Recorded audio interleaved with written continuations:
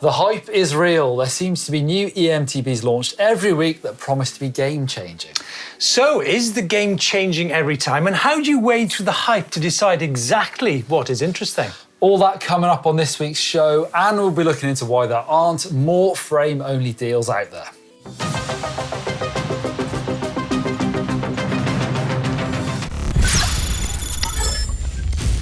So, the hype is real, Neil, and so too is the HAIBIKE from HAIBIKE, right? Exactly, we're kicking off the show with a new HAIBIKE HYBE CF, which is carbon frame with a UDH, 160mm travel with a 170 fork, mixed wheel sizes, Bosch CX motor, and this is rotated 85 degrees upwards. I think it's the most upward design I've seen so far. And that makes space for an 800 watt-hour removable battery, including in-frame storage. I think this is a first for an e-mountain bike. Is it? Well, does it matter? I mean, well, that is debatable, Steve, but this has been, last couple of years, mountain bikes, this has been a real trend to see enduro bikes, really, to begin with, making this in-frame storage, which is it's nice, it's useful. I mean, I've never seen an e-bike with space there, really kind of right in front of the bottom bracket because of the way this is laid out to stick something in there. Yeah, I mean, I guess SWAT sort of started this whole business off, didn't they? With these Specialized SWAT back in the 90s. Enduro racing that started it, I suppose. Yeah, the motor even mounts into the frame from above, which is very cool. And there's part of the carbon frame that cradles it from underneath too. 23 kilos, 481mm reach in size large and 451 in size medium. I think that's just about, kind of average figures. 64.5 degree head tube angle, 77.6 effective seat tube angle, 450mm chain stays across all sizes. Now, a few media outlets have been calling this bike revolutionary. That's pretty big talk, but actually the word is revolutionizing its design concept, which is kind of different. But is this bike hyped, I think, is the question we're trying to be asking here. Is there too much hype going on? I think we should be looking at HAIBIKE more of a brand which kind of pioneered e-mountain biking, right? That's true, yeah. It feels to me like this is a good move for them, where they kind of update the design a bit as well, and it is an interesting looking bike for me. 7,499 euros in the CF9 and 10,000 for the CF11. We do seem to be sort of subject to hype quite a lot in the mountain bike world, the off-road world. I think HAIBIKE did with their fly on. DJI has seen a lot of that. Whoa, let's hold your horses here a minute. Well, so we're talking about hype. Well, that's where you've got to differentiate, I think, between what deserves it, what is really interesting, and what is just another new product. Okay, well, look, let's start with HAIBIKE then, okay? Because HAIBIKE came out with the Fly-On in 2018. It was extravagant, and I suppose you could sort of compare, hype with extravagance. It was definitely an extravagant design. It was very different. It had the TQ HPR 120 motor, which was the most powerful motor on the market. It was very different in its design aesthetic. Definitely, It had lights on it, which was quite different at the time. So you could argue that was partly hype, but it was definitely a landmark bike, which it was very much a sort of trekking style bike, and it was different. So was that hype, or was that? Well, I didn't see many of them on the trail, I've got to say. But moving swiftly on to DJI, where I am seeing, there was a lot of hype around that, but I'm seeing that convert to people buying the bikes. And actually, if every new product that was hyped was as good as DJI, then maybe we would be deserving of all the hype moniker they get. I think with the DJI, there's in the video, I've been pulled up about the DJI bike many times, but I think there's a difference between fact-based stoke or fact-based enthusiasm, which I genuinely believe we put across on the video. It definitely wasn't stoke. If you ask Louis, the filmer, when we were pushing those bikes up 3,000-foot peaks. Whose fault was that, Steve? My fault. But what the DJI bike gave you was a performance advantage in seriously technical terrain. So it isn't actually hype. Yeah, exactly. Yeah. What about your high handlebars? I mean, we could say gearboxes, we could say all these things, but you're not answering the question. I actually really like them. on a downhill bike, a long downhill bike with a big reach, as Dakota Norton says, he felt like on a big bike he had to stand up to get the weight forward. It doesn't suit everyone on every bike, but yeah, I'm still trying to source some good ones because they were very nasty. It's interesting though, because we went to California. We rode with Mark Weir and a very great character called Corwin, and Corwin actually put some high-rise handlebars on my bike. I thought, these are a bit weird, but, you know, I'm not going to say anything because Colin is very kindly lending me the bike for the week. And you know what? I rode the bike and I think there was a performance advantage by riding those high-rise bars. And at the end of the day, it's about having an open mind about products. So I think there's fact-based things, there is hype. What about things such as derailleurs you can stand on? Well, Steve. Sorry to put you in a very difficult position there. I do think that SRAM transmission is very strong, I've got to say. Performance gains, who knows? I think it was nice. Overhyped, possibly, because there was a lot of noise around that stuff when it came out. Yeah, talking about noise, actually, we're seeing a lot of talk at the moment about low torque or lightweight e-mountain bikes being a thing of the past. This is actually the new hype which we're seeing in mountain bike media, when I genuinely believe that the low torque bikes have got a fantastic place in trail centres. And I think it's just about horses for courses. And some people aren't my weight. Some people are like 50 kilos. Some people don't go riding for, 5-6 hours. I think they're the perfect. I agree. But I people. think we'll see the next year or two. People will vote with their wallets, and whether they still exist will be down to how many they're selling. Don, you're just so full of hype, honestly.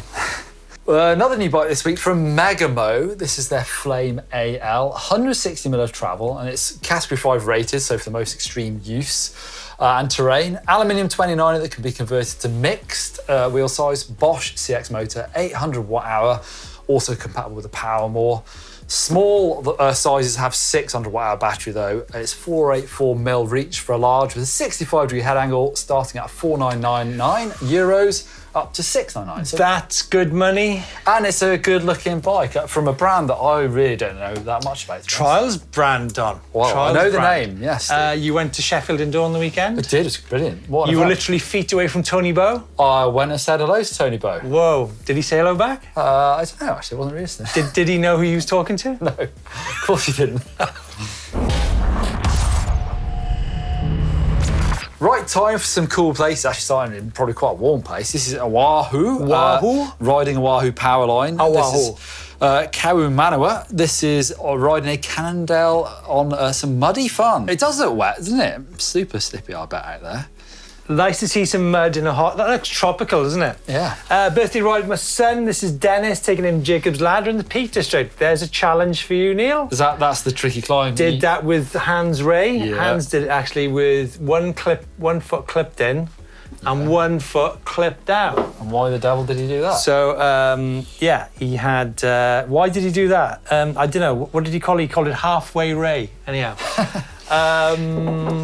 Listen, Dennis' 66th birthday, giant rainy plus with some lads on conventional aspirated Scott Spark and propane Eugene. With his lads, I believe, are taking the two boys out. Oh, there you go. We're talking with the HAIBIKE Fly On, and there is one there, Emmanuel. Yeah, and that is... Urban Jungle. Sydney, is it not? No, that looks like Thames. No, it is, sorry, yeah, what am I looking at? That is the Thames Barrier, isn't it? Yeah, Neil, it actually says Thames Barrier. That is not the Sydney Opera House. It's not Sydney Opera House, is it? I wonder if the Thames Barrier has ever been compared to the Sydney Opera House before. Right, feedback, Steve. Interesting one here from a couple of shows ago where we talked about bike developments, etc. Anthony Nazal, 1958, says, I want to see frame set options for new e-bikes. Oftentimes, brands lock customers into build spec kits that don't match what we ultimately want, and thus we often overpay for a bike only to remove and swap out parts for our preferences. Why not just sell a frame set with a motor battery option and let us spec our bikes as we see fit? So, I tried to make a list. Go on, Steve. But before we get into that, when me and you were riding mountain bikes, there was lots of frame-only options. Have they become less and less mountain bike? I mean, we're talking e-bikes, but have they become less and less mountain bike frame options? Because, well, I think what we're seeing more recently is bikes at discounted prices where you actually upgrade them, which could be an even better option because there's some amazing bikes out there. I think you're right. I think part of this is that people don't want to sell frame only, even mountain bikes at the moment. You can still do it. Now, I've got a friend who runs a shop who does or did do loads of boutique builds. Gets a Santa Cruz frame set. Someone specs the Fox Sport. They spec the rental bars. But at the moment, it does seem like people want to sell off bikes. But the e-bikes come from the other angle. They've never been much like that, to be honest. But can I give you a great example? Like last week, we were riding the Canyon Neuron on CF8. Mm-hmm. It's £5,000 on the Canyon website, but actually there was a guy who is a taxi driver who we know. He bought them for his son for £3,800. I mean, it comes with the Fox 34. It's got Shimano gears on it, but it's got a 750 watt-hour battery with the Bosch CX motor. 3,800 quid for an incredible bike. But I guess we're looking at the higher end here where people want to buy the best and they want to spec it exactly. So what have we got then? Well, so I've got a list. So Crestline sell an RS signature frame set with a Bosch motor, which is a great looking bike. But there are other options as well out there, Steve. Have you heard of the brand called Markor? Well, not only have I heard of the brand called Markor, I've actually ridden the Markor bike, the Markor Kunlun. Yep. Kunlun frame sets available with a choice of Bafang motors. You've got the M510 or the M560. Up here, Steve, the M510. I've seen one of these on the shelf. Right. The build kits as well with SRAM and Shimano options. €2,709 for frame only with no shock.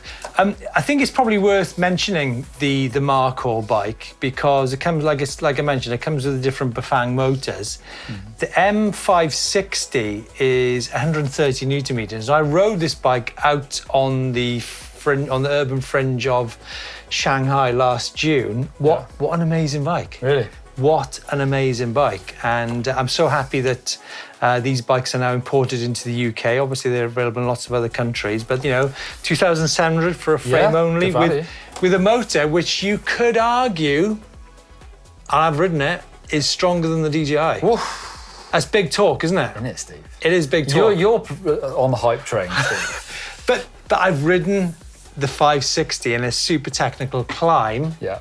And we'll leave that there for a minute. And it's super powerful. It's a bit of a handful, I will have to say. But like I mentioned, the bike is available with the lesser power, and I think it's still a powerful motor at 90 Newton meters.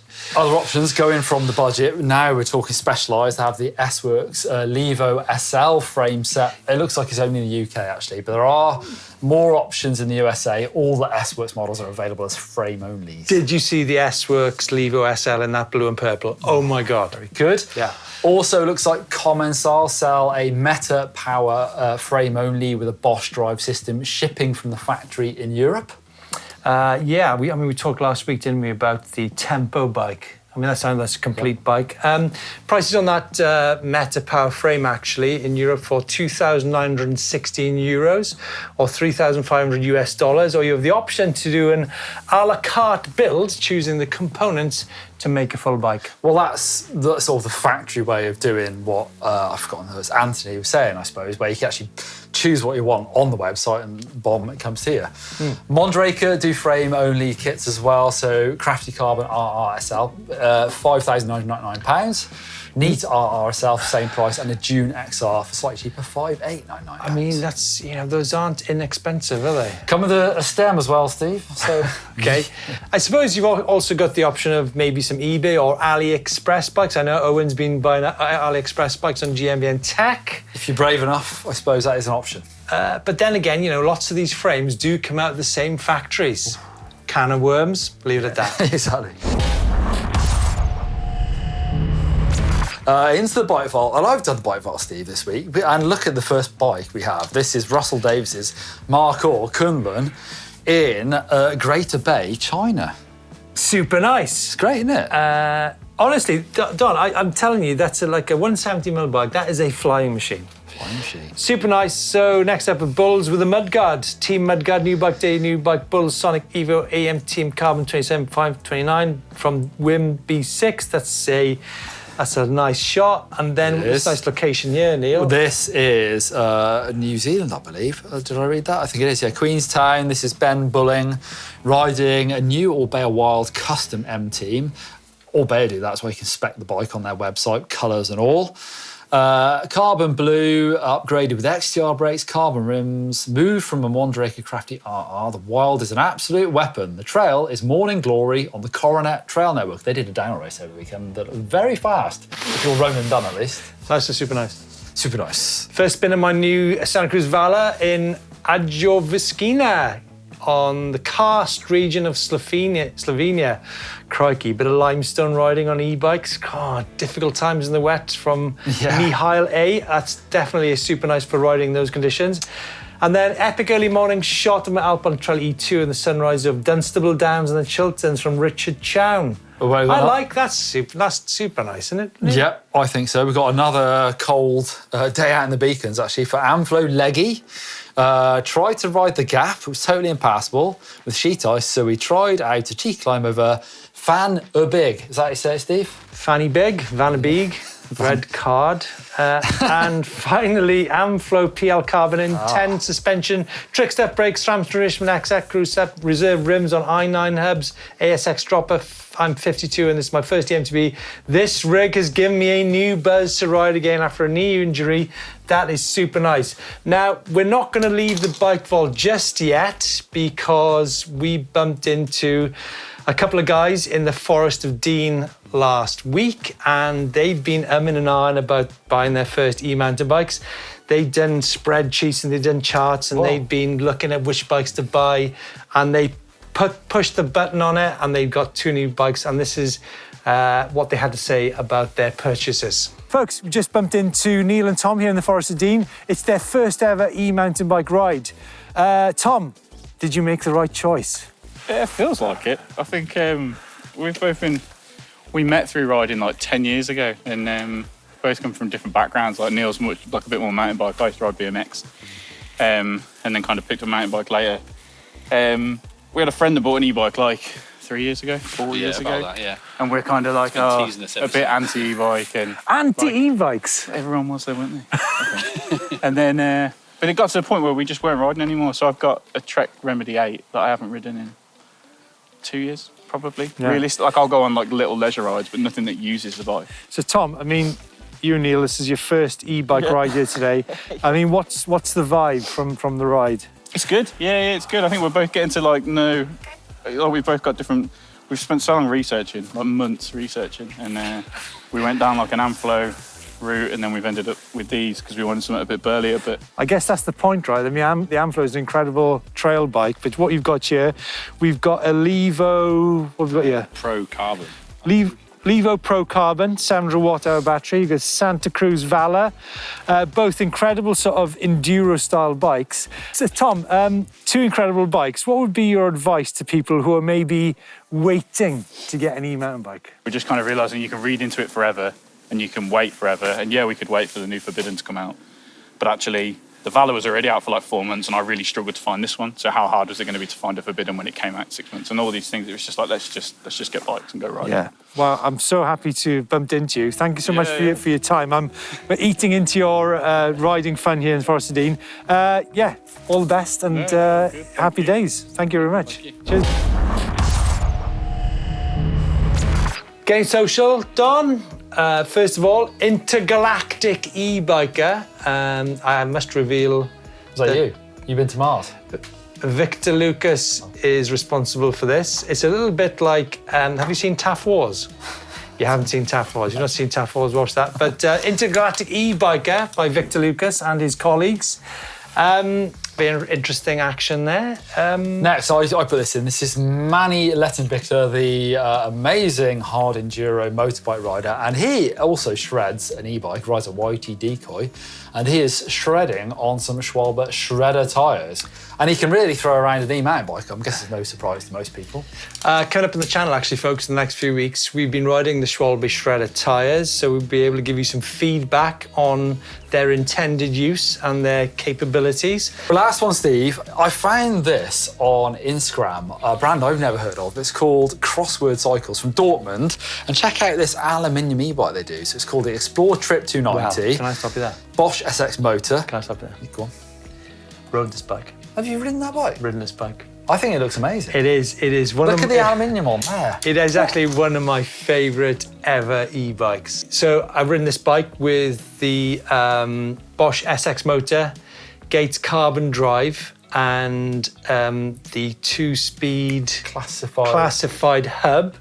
So it's just a 2-speed bike? Yeah. Whoa. What? But the shape of the bike, I'm like, of all the bikes I would really dearly like to ride off-road. I mean, I just rode around the car park in Eurobike.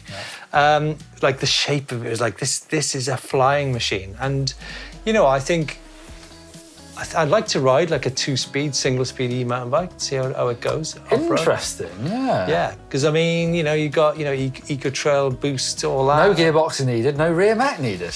No. Never thought about that. To be continued. What is coming up on EMBN this week, young Stephen? On the channel this week, Blake and Richard. I've heard of them too. Attempted to ride across country.